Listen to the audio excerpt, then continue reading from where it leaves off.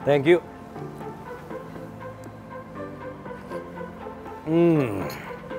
Bagi banyak orang, kurang afdol kalau pagi hari tanpa minum kopi.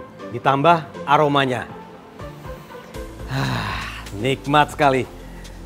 Tapi kita nggak boleh lupa, buat tahun 2021 kemarin, kita semua sempat dihebohkan dengan salah satu brand kopi Indonesia, Kopi Kenangan, yang berhasil menyandang status Startup Unicorn F&B pertama di Asia Tenggara. Status Startup Unicorn ini dapat setelah suntikan dana sebesar 1,3 triliun rupiah, yaitu seri C investor yang dipimpin oleh Thyborn Capital Management dan juga sejumlah investor sebelumnya.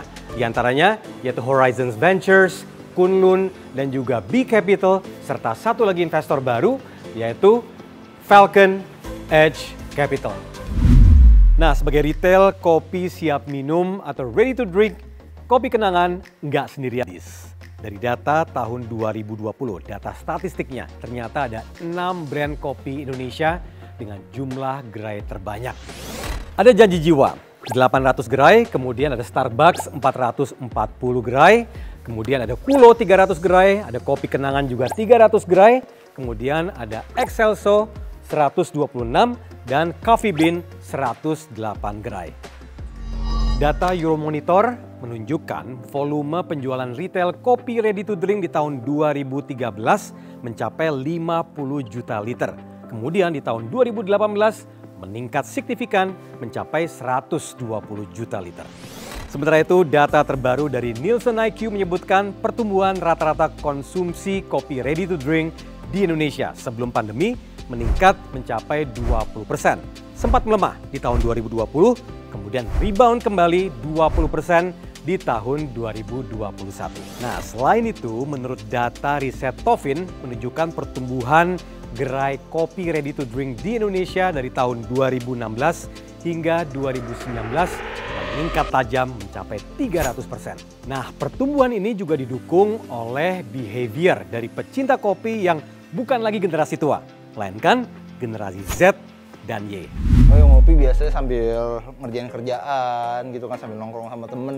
Sehari itu bisa 5 kali gue ngopi. Kopi is my way of life.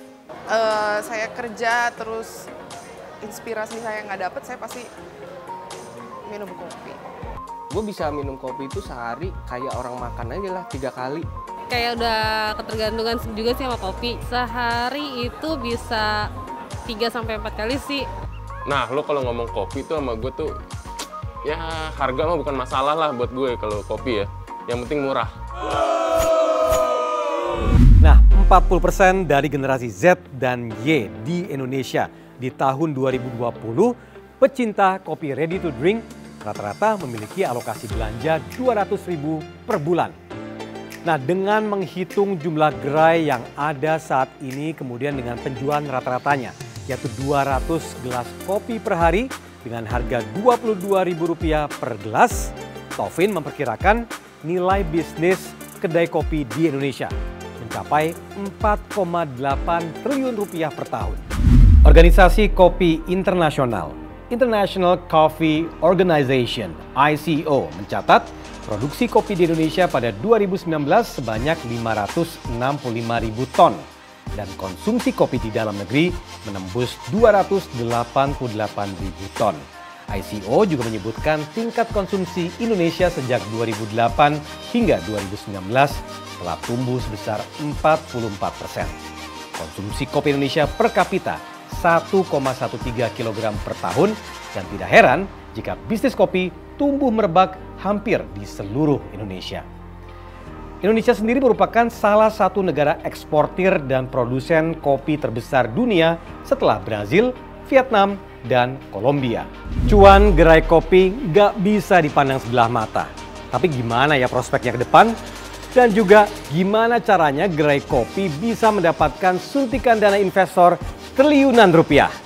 Tetap di Tominomics.